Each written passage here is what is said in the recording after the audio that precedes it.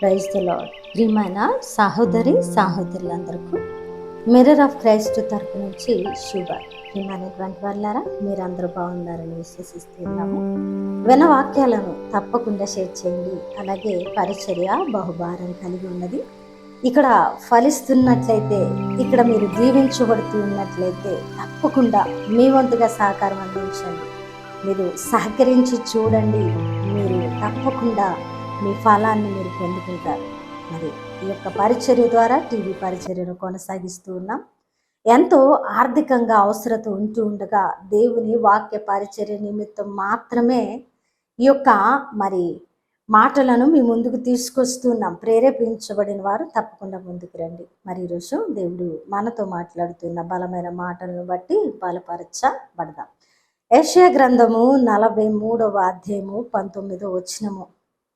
ఇదిగో నేనొక నూతన క్రియ చేయుచున్నాను, ఇప్పుడే అది మొలుచును, మీరు దాన్ని ఆలోచింపరా అని మాట్లాడుతూ, నేను అరణ్యములో త్రోవ కలుగజేయుచున్నాను, ఎడారిలో నదులు పారజేయుచున్నాను. హల్లెలూయా! ఎంత మంచి గొప్ప వాగ్దానం అంటే, ప్రియ సహోదరుడా, నువ్వు ఒకవేళ నీ జీవితంలో వైఫల్యం చెందిన పరిస్థితులను ఆలోచిస్తూ, ఒకవేళ నీ జీవితంలో ఉన్న వ్యతిరేకతలను బట్టి కృంగి నలిగి, ఒకవేళ ఈరోజు నీ స్థితిలో నువ్వు పడి ఉండి ఆలోచన చేస్తూ ఉన్నావేమో. అందుకే దేవుడు మునుపటి వాటిని జ్ఞాపకం చేసుకోవద్దు, పూర్వకాలపు సంగతులను తలంచవద్దు, మరి నేను ఒక నూతన క్రియ చేస్తూ ఉన్నాను, దాని పట్ల ఆసక్తి కలిగి ఆలోచించండి అని మాట్లాడుతూ, నేను అరణ్యములో త్రోవ కలగజేయుచున్నాను. ఎంత మంచి మాట అండి. ఈరోజు నువ్వు ఏ అరణ్యములో ఉన్నావో నాకు తెలియదు ప్రియ సహోదరుడా. ఒకవేళ అరణ్యము వంటి పరిస్థితుల్లో ఉన్నావా, నువ్వు నిలబడిన పరిస్థితి అరణ్యముగా ఉన్నదా, దిక్కు తోచడం లేదా, మార్గమే లేదా, అయితే శుభ వాగ్దానం ఇది. ఆయన త్రోవ కలుగజేస్తానంటూ ఉన్నాడు.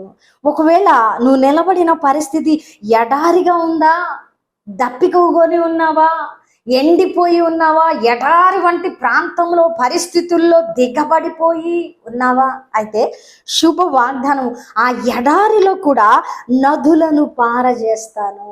ఎవరండి ఈ మాట అధికారంతో చెప్పగలరు? ఒక మనుష్యుడు, మరి ఇతర దేవతలు దేవుళ్ళు ఎవరైనా ఈ మాటను ధైర్యంగా పలకగలరా? అసాధ్యం అండి. సర్వ సృష్టికర్త అయిన మన దేవుడు, మన జీవము కలిగిన జీవాధిపతి మాత్రం అద్భుతమైన స్టేట్మెంట్ ఇవ్వగలరు. అదే, నేను అరణ్యములో త్రోవగలుగా చేస్తాను, ఎడారిలో నీటి బుగ్గలు నదులు పారజేస్తాను. అధికారం కలిగి చెబుతున్న మాట అండి. దీన్ని ఎందుకు నమ్మడం లేదు? దీన్ని ఎందుకు పట్టుకోవడం లేదు? అరణ్యము వంటి నీ పరిస్థితుల్లో త్రోవ కలుగుతుందని నువ్వెందుకు ఎదురు చూడడం లేదు? ఈరోజు ఎదురు చూడు. అరణ్యము వంటి ఎడారి వంటి పరిస్థితిలో నిలబడి ఉంటే దారి దొరుకుతుందని నువ్వు మునుముందుకు కొనసాగుతూ వెతుకు. నీ ద్వారాలు తెరవబడతాయి. ఎన్ని ద్వారాలు మూయబడినా నీ కోసం దేవుడు మరొక మార్గాన్ని తెరుస్తారు. ఎడారి వంటి పరిస్థితిలో ఉండి దప్పికతో ఆసక్తితో ఎదురు చూస్తున్నావా? అయితే శుభ వాగ్దానం ఇది. ఆయన నదులు పారజేస్తానంటూ ఉన్నారు. నువ్వు కేవలము నీటి బొగ్గు కోసమే చూస్తున్నావు, ఆయన ఎడారిలో నదులనే పుట్టిస్తానని పారజేస్తానని అంటూ ఉన్నారు. ఈ వాగ్దానాన్ని నువ్వు ఎందుకు పట్టుకోకూడదు? ఈ మాట నువ్వు అధికారంతో ఎందుకు స్వీకరించకూడదు? నువ్వు అడుగు, ప్రభువా, ఎడారి వంటి స్థితిలో నిలబడ్డానయ్యా, అరణ్యము వంటి స్థితిలో నిలబడ్డాను ప్రభువా, ఇక మార్గము లేదు, ఇక నీటి బుగ్గ లేదు, అయినా కూడా నీ మాట నేను నమ్ముతున్నా, నాకు త్రోవ కావాలి. నీ మాట నమ్ముతున్నా, నా జీవితంలో నదులు పారాలి, నన్ను చూసిన వారు ఆశ్చర్యపోవాలి. ప్రభువా, ఈ వాగ్దానము నాదే, నా దేవుడు ఇచ్చినప్పుడు ఈ వాగ్దానము నాకెందుకు నెరవేరదు అని ఒక ప్రశ్న వేసుకొని వాగ్దానాన్ని పట్టుకొని ముందుకు నడువు. దేవుడు గొప్ప కార్యం చేయబోతున్నారు. ఆయన నూతన క్రియ చేశారు. దాన్ని నువ్వు చూడాలంటే ఎలా చూడాలి, ఎలా చూడగలవు పట్టుకోవాలి. అధికారము కలిగిన మాటను నువ్వు సవాలుగా తీసుకోవాలి. నీ త్రోవ లేని పరిస్థితుల్లో వెతుక్కుంటూ వాక్యపు వెలుగుల్లో ఆయన మాటను వింటూ నడువు. నీ దేవుడు సమర్థుడు, అంతే నడవాలి.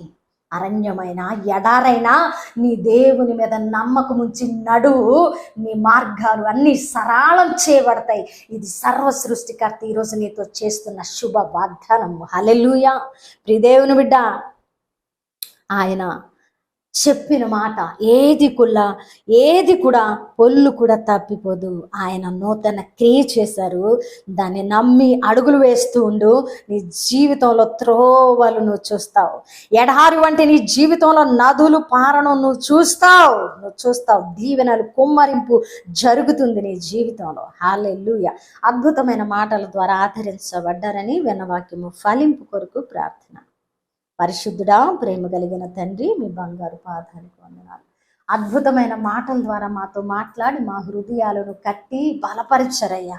అవును తండ్రి, అరణ్యంలో త్రోవను కలగజేసే దేవుడవు, ఎడారిలో నీటి బుగ్గలను పుట్టించి నదులను పారజేసే దేవుడవు నీవుండగా మాకెందుకు భయము, దుఃఖము, చింత, దిగులు? ప్రభువా, నేను నిన్ను నమ్మాను. నా అరణ్యము వంటి పరిస్థితి త్రోవగా మారిపోతుంది.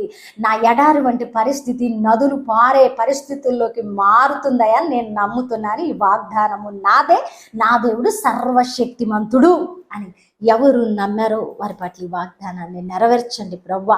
అయా, వాగ్దానాలు వెర్రివి కాదు, విడిచిపెట్టేవి కూడా కాదు. ఇది నా కోసమే, నాదే అని ఎవరు అనుకుంటూ ఉన్నారో వారి జీవితాలలో అది కార్యరూపంలో క్రియగా వారి జీవితాలను ఉద్ధరించును గాక. ప్రభువా తండ్రి, పరిచర్యకు సహకరిస్తున్న వారిని దీవించండి. ఇంకా అనేకులు ప్రభువా సందిగ్ధంలో ఉన్నారు. వారి చేతుల కష్టార్జితాన్ని ఇక్కడ విత్తడానికి వారి హృదయాలను దయచేయండి. వారు బహుగా ఫలించుదురుగాక. అట్టి కృపలో నడిపించమని, పరిచర్యను దీవెనకరంగా మార్చమని యేసు నామమున ప్రార్థిస్తున్నాం తండ్రి, ఆమేన్. ప్రియమైన దేవుని బిడ్డలారా, విన్నారుగా బలమైన వాగ్దానం. అనేకులకు షేర్ చేయండి, దీవించబడండి. మీరు ఇక్కడ విత్తండి, నిర్ణయం తీసుకోండి. ఇక్కడ మీరు విత్తితే ఫలిస్తారండి. ఎందుకంటే ఇది దేవుని మాట, దేవుని పని, దేవుని హస్తము తోడుండి నడుస్తున్న పరిచర్య. అంటే దేవుని కనుదృష్టి దీని మీద ఉంది కాబట్టి ఇక్కడ మీరు ఫలిస్తూ ఇక్కడ విత్తుతూ ఉంటే దేవుని కనుదృష్టిలో మీరు ఉంటారు. కాబట్టి మీరు వర్ధిల్లుతారు, మీరు ఫలిస్తారు, అనేకులకు యథార్థమైన వాక్యాన్ని ప్రకటించిన వారు అవుతారు. మర్చిపోకండి. ఆ సహకారుల పేర్లు జీవ గ్రంథంలో వ్రాయబడి ఉన్నాయి. మరి మిర్రర్ ఆఫ్ క్రైస్ట్ పరిచర్యల సహకారుల పేర్లు కూడా వ్రాయబడతాయి. ఆత్మీయతలో మీరు ఎదుగుతూ ఫలిస్తూ ఇక్కడ మీరు సహకరించండి. మెండైన దీవెనలు పొందుకుంటారు. దేవుడు మిమ్మల్ని దీవించును గాక. ఆమేన్.